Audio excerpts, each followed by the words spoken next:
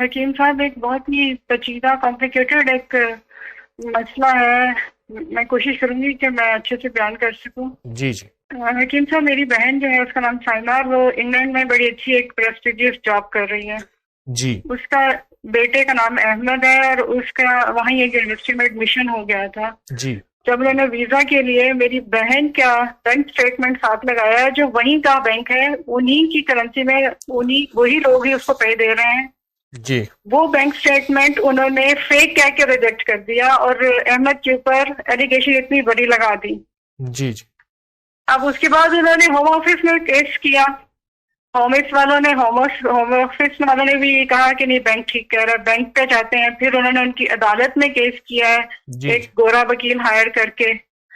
اب 2 سال ہو گئے، اس بچے کا سال ضائع ہو گئے۔ تو حکیم صاحب پتہ نہیں کون سا پاورفل اسپیل ہے کہ گوروں کی آنکھیں بند ہو گئی ہیں، اور وہ اس جینوئن بینک اسٹیٹمنٹ کو جس میں وہ خود انہی کے وہاں سے بینک اس میں پے جا رہی ہے اس کو وہ فیک کہہ رہے ہیں۔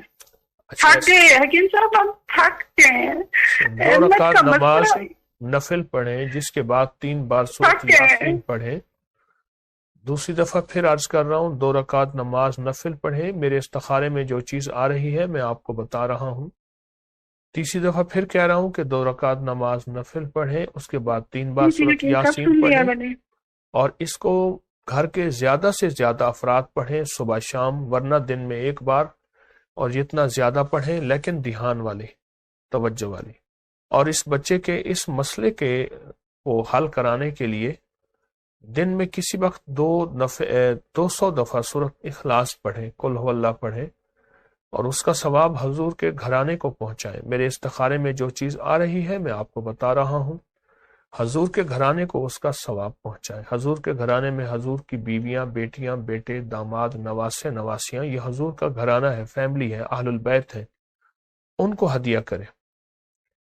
اور آخری چیز جو ہے، بسم اللہ توکلت علی اللہ لا حول ولا قوت الا باللہ، اس کو بہت کثرت سے اور بہت کثرت سے پڑھیں، تو انشاءاللہ آپ کے تمام مسائل حل، مشکلیں دور، ناکامیاں ختم ہوں گی اللہ کے فضل سے۔